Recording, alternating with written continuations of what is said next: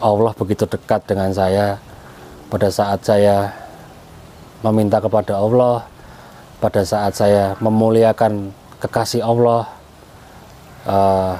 Nabi Muhammad SAW. Disitulah cinta Allah juga akan kembali ke kita.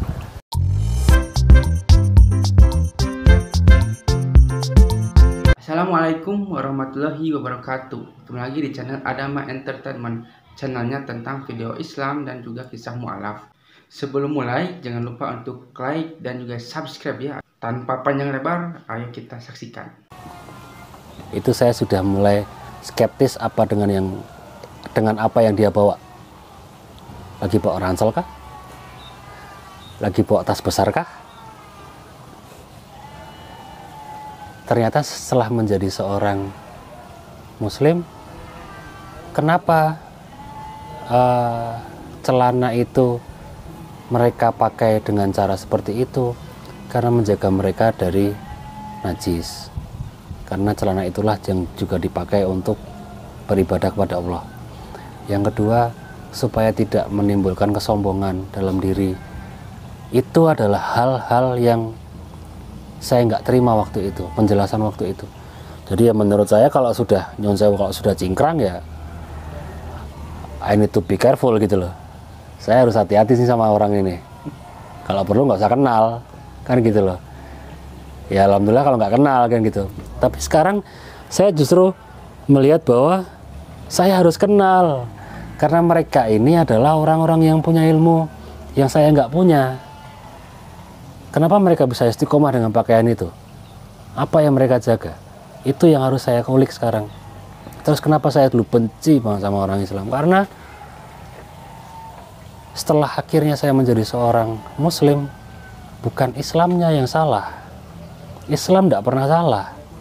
Karena ini agama yang diturunkan oleh Allah dan dijaga betul sampai dengan hari kiamat. Nggak mungkin Islamnya salah. Berarti kan ada faktor di luar Islam. Ya sebenarnya nggak di luar banget gitu loh. Muslim-muslimnya yang akhirnya saya melihat itu dan menyimpulkan bahwa Islam arogan. Nabi nggak seperti itu. Nabi itu yang saya tahu dari sirah, setiap hari menyuapi ibu yang bukan Islam dan beliau buta setiap hari. Dan kisah ini saya dengar pertama kali, saya bisa nangis kayak anak kecil. Nabi itu suapin setiap hari, walaupun pada saat nyuapin Nabi dihina, dibilang Nabi itu pendusta, penyihir, segala macam, jangan percaya dengan Muhammad karena beliau ini begini. Setelah Nabi wafat, kemudian sahabat Abu Bakar mencoba untuk menggantikan peran beliau. Si ibu ini langsung menyadari bahwa ini bukan Nabi.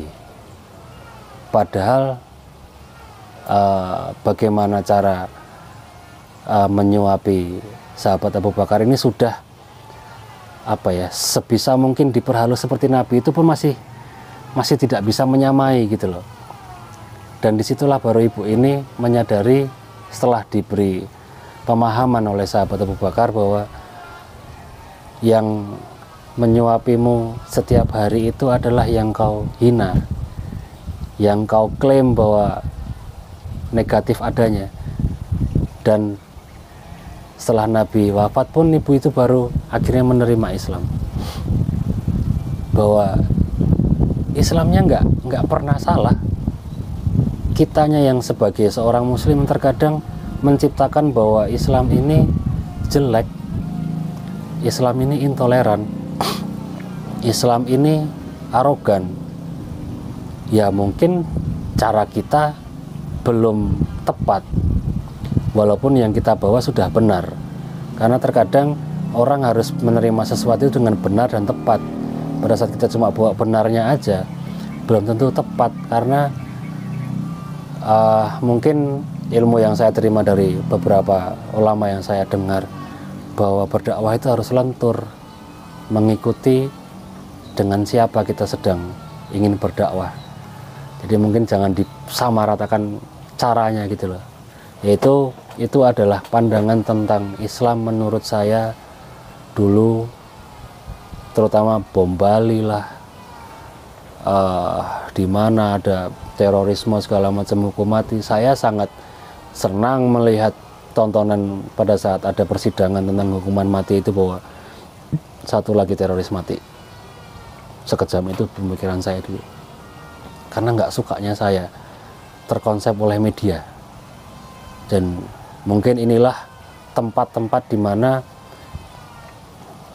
walaupun Islam nggak butuh diklarifikasi ya, Allah tidak butuh diklarifikasi oleh kita, tetapi janji Allah kalau kita membela agamanya Allah, Allah yang membela kita nanti. Ya, kita sedang berikhtiar untuk itu. Kita sedang berikhtiar untuk membela agama Allah, walaupun Allah nggak butuh dibela. Allah nggak butuh dibesarkan karena Allah Maha Besar.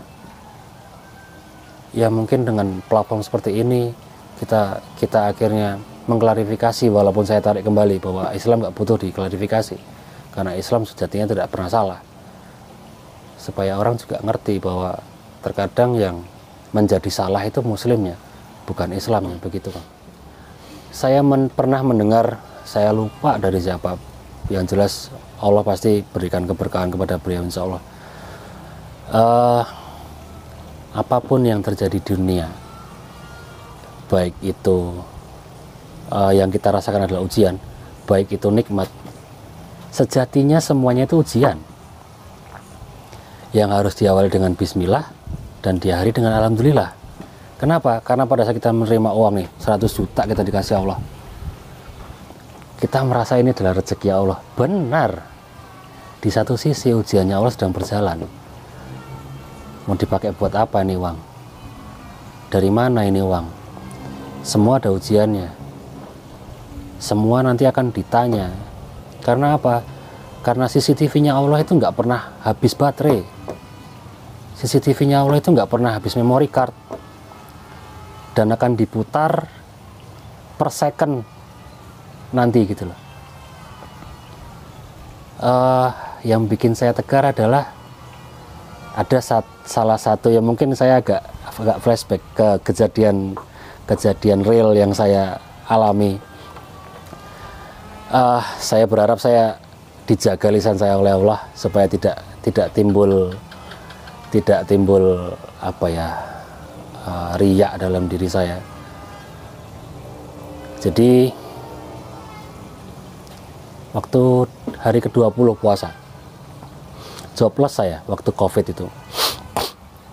Terus saya ngelihat cadangan energi di dompet saya ini cuma tinggal 20.000 nih. Oke, sahur aman, buka insya Allah aman nih. Bismillah. Jadi saya tetap, manusiawi saya adalah saya harus mencari. Malamnya saya itu habis dapat ceramah dari Ustadz Khalid. Saya terang-terangan karena beliau yang menjelaskan itu tentang saya dari YouTube. Ada warga, saya lupa di Syam atau di mana, kekurangan. Dia bersolawat kepada Nabi, meminta kepada Allah, dan di saat yang sama ada pemimpin dari daerah tersebut yang merasa resah karena dia ingin membagikan rezekinya dia. Kemudian beliau berdoa kepada Allah, semoga Allah tuntun kudanya untuk sampai di tempat di mana dia bisa memberikan hartanya. Sampailah dia di sebuah masjid yang masih ada lentera nyala di situ, berarti ada orang yang sedang berdoa. Diberikanlah apa yang menjadi kebutuhan dari si warga tersebut. Kemudian warga tersebut dipesani oleh Amir waktu itu, saya lupa, kalau butuh apapun datang ke saya, mintalah apa yang kau butuhkan, karena malam ini atas doamu, atas sholawatmu, Allah menggerakkan hati saya, menggerakkan kuda saya untuk sampai di hadapanmu. Jawaban yang sangat mengena buat saya adalah, apabila saya butuh, saya nggak akan minta sama sampean. Saya akan minta dengan siapa, dengan zat yang menyebabkan sampean datang ke saya. Saya akan langsung minta kepada Allah, bukan kepada sampean. Disitulah waktu itu saya dengar ceramah itu, saya karena itu ilmu baru, kemudian sebelum tidur bersolawatlah saya meminta kepada Allah. Keesokan esok sahurnya, baru selesai makan sahur, sisa dari buka, saya di calling sama salah satu partner kerja saya yang tahu saya sudah jadi Islam. Mas Matias, assalamualaikum segala macam, apa kabar, gimana kabarnya segala macam. Saya itu habis dapat rezeki mas, dan saya bingung mau saya kasih kemana. Tiba-tiba muncul nama Mas Matias di situ. Mas, saya minta nomor rekening. Itu adalah hal yang terjadi di hidup saya yang nyata. Beliau juga masih hidup sampai sekarang, alhamdulillah. Kalaupun mau di cross check juga bisa. Jadi kalau misalnya mau di cross check, beliau alhamdulillah masih ada, masih hidup sampai sekarang. Setelah transfer itu saya akhirnya menyadari bahwa rezekinya Allah itu yang membatasi adalah pikirannya kita, akal kita yang akhirnya mengambil alih kemahaan Allah. Karena ada 3 part di mana kita nggak bisa menyangkal bahwa itu adalah ranahnya Allah. Jodoh, rezeki, dan maut. Mungkin kita bisa bertawakal di jodoh dan maut, tapi kita sok-sokan punya kalkulator untuk membatasi rezekinya kita dari Allah. Wah, kalau sekian nggak cukup nih sampai 1 bulan. Wah, kalau sekian berarti besok saya gimana. Nah, akhirnya saya terbuka pikiran saya tentang rezeki ini bukan saya yang ngitung. Rezeki ini saya cuma bisa usahakan. Hasilnya kecil atau besar itu sudah ditakar oleh Allah. Saya siap nggak nerimanya. Bisa jadi pada saat saya dikasih berlebih, saya bisa kufur, walau. Bisa jadi saya menyelewengkan amanahnya Allah. Disitulah letak penjagaan Allah terhadap saya permasalahan rezeki. Maksudnya bukan saya mengklaim diri saya bahwa rezeki saya ini kekurangan, enggak, karena Allah sudah menjanjikan bahwa manusia itu makhluknya Allah, rezekinya cukup dan berlebih, tidak kurang. Yang menyebabkan kurang adalah matematikanya kita dan bagaimana kita menggunakan rezeki yang Allah kasih.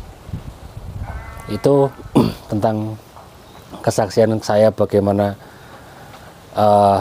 Allah begitu dekat dengan saya pada saat saya meminta kepada Allah, pada saat saya memuliakan kekasih Allah, Nabi Muhammad SAW. Disitulah cinta Allah juga akan kembali ke kita.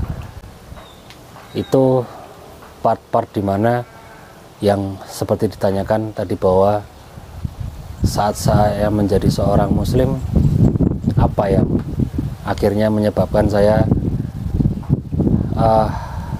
bertawakal kepada Allah. Karena kalau saya merasa bahwa saya harus was-was, saya akan merasa was-was dengan kelakuan pribadi saya, bukan dengan rezeki apa yang akan Allah kasih ke saya. Ya mungkin, jadi mungkin ini adalah bisa jadi bermanfaat untuk sahabat ngaji cerdas, dan terlebih sangat bisa bermanfaat buat diri saya pribadi. Saya pernah menjemput salah satu ustadz kita, ustadz anak muda, dan terus terang saya sangat hormat dengan beliau, dan Allah kasih saya kesempatan untuk private taklim istilahnya gitu, jadi langsung dengan beliau di dalam mobil. Saya sengaja kecepatan mobil itu saya bikin supaya saya bakal kena lampu merah gitu lah karena momen itu nggak bakal datang kedua kali menurut saya waktu itu. Jadi saya nanya, Ustadz Afwan, iman ini kan naik turun ya, dan kadang kayak orang naik roller coaster gitu loh, bisa sangat tinggi bisa sangat turun, gimana ngejaganya? Dan mungkin setiap orang muslim sudah tahu sebenarnya kodenya, tips dan triknya supaya menjaga keimanan. Ustadz bilang, pertanyaan yang antum tanyakan ini sudah ada dari zaman Nabi. Bayangin, orang-orang yang kumpul sama Nabi loh, merasakan hal yang sama. Ya Nabi Allah, kenapa pada saat saya berada di dekatmu terasa surga sangat dekat, tapi kenapa pada saat saya pulang ke rumah saya merasa saya lalai dan saya menjadi salah satu orang yang melupakan surga gitu loh. Saya ngerasa bahwa saya langsung nanya sama Ustadz, masa beliau-beliau ini sahabat Nabi loh, beliau-beliau ini ada di kalangan Nabi, masa itu bisa dirasain sama beliau? Ya kenyataannya ada. Jadi jangankan kita, orang yang belum pernah ketemu sama Nabi, sahabat-sahabat Nabi yang kumpul bareng-bareng ngeteh ngopi sama Nabi istilahnya begitu, itu aja ngerasain hal yang sama dengan apa yang Mas Matias tanyakan. Kuncinya gini Mas Matias, sering-seringlah mengingat Allah dimanapun Mas Matias berada, apapun yang Mas Matias mau kerjakan, ingatlah Allah. Maksudnya apa? Kalau saya melakukan ini, saya dapat keberkahan nggak ya? Kalau saya kayak gini, Allah marah nggak ya sama saya? Jadi bukan untuk menyenangkan manusia akhirnya, tapi kita menyenangkan Allah niatnya. Itu yang pertama Mas Matias. Yang kedua adalah jangan pernah jauh-jauh dari saudara-saudara kita sesama muslim yang punya frekuensi untuk ngobrolin agama, ngobrolin tentang Islam, ngobrolin tentang siroh, apapun yang apa ya istilahnya yang dibahas itu adalah agama. Jangan jauh-jauh. Kalau jauh, apa ya istilahnya, takut serigala itu gampang menerkam domba yang tersesat dari kawanannya. Oh gitu ya Ustadz. Iya, jadi itu tips dari beliau seperti itu. Dan akhirnya saya menyadari bahwa hampir setiap ulama memesan hal yang sama. Jangan jauh-jauh dari taklim, jangan jauh-jauh dari komunitas yang frekuensinya sama, untuk memperjuangkan agama Allah, berdakwah di atas jalan Allah, dan juga saling mengingatkan. Karena kalau kita lagi ada di komunitas, akan sangat sungkan pada saat kita mendengar adzan dan tidak bersegera. Kalau kita lagi sendirian mungkin bisa terjadi, karena itulah fungsi dari komunitas, untuk saling mengingatkan. Karena menurut saya sahabat itu bukan orang yang ada pada saat senang. Sahabat itu adalah orang yang ada dimanapun pada saat kita lagi merasakan apapun dan mengingatkan kita ke jalan Allah. Ya mungkin itu nasihat buat pribadi saya juga, bukan cuma sekedar saya menasihati teman-teman sahabat ngaji cerdas. Itu sih Mas. Mungkin akan sangat banyak hal yang bisa kita obrolkan, akan sangat banyak hal yang apa istilahnya nggak habis-habis lah waktunya, tapi mungkin di bagian ini kita harus berpisah dulu, kita harus close dulu untuk part yang ini. Terima kasih banyak atas atensi dan kesediaan sahabat ngaji cerdas untuk apa ya istilahnya ngedengerin saya ngoceh.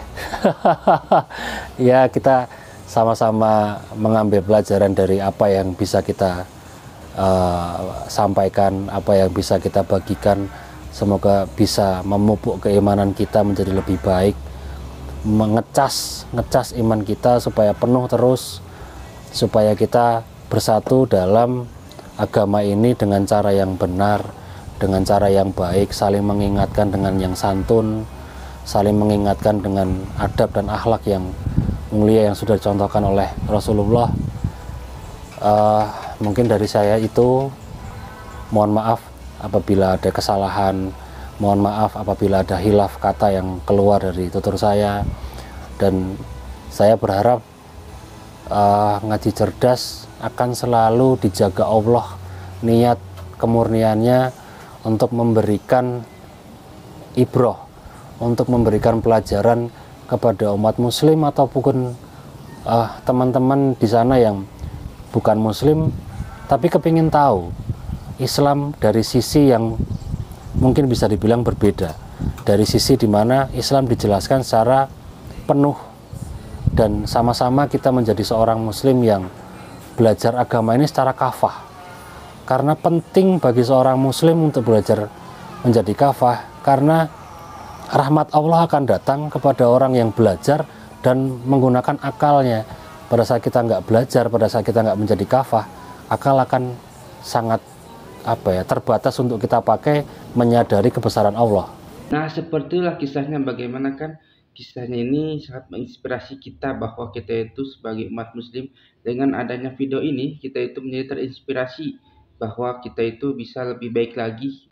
Dan dengan video ini juga mungkin kalian juga yang mungkin non muslim ya, yang menyaksikan ini, kalian juga mungkin ada gambaran seperti apa bahwa agama Kristen itu tidak selalu misalnya benar ya, karena banyak juga kontradiksi di sini, bahwa agama Kristen, agama non Islam misalnya gitu ya, jika orang-orang mereka itu mualaf itu karena apa, kebanyakan itu mereka itu tahu bahwa Islam itu adalah agama yang benar, agama yang lebih masuk akal daripada agama-agama lainnya. Dari mana kita itu bisa tahu hal itu ya, karena kita mempelajari Al-Quran dan pelajari agama Islam gitu. Kita itu harus terpikir terbuka. Indonesia itu emang toleransi ya, tapi ketika kita dihadapkan dengan sesuatu agama gitu ya, kita harus mengkaji, misalnya agama Kristen seperti ini, agama Hindu seperti ini, agama Islam juga seperti ini, dan berbeda-beda ya, karena di Indonesia itu banyak banyak sekali agama ya, tapi kebanyakan di channel ini adalah tentang agama dari non muslim ke muslim, dikarenakan agama Islam adalah agama yang paling sempurna di dunia ini. Sampai akhir zaman pun Al-Quran itu berkata bahwa Allah itu akan menjaga Al-Quran sampai hari akhir. Nah, seperti itulah bagaimana kisahnya ya. Dan jika kalian suka, jangan lupa untuk like, comment, dan subscribe ya. Dan nantikan video saya selanjutnya. Wassalamualaikum warahmatullahi wabarakatuh.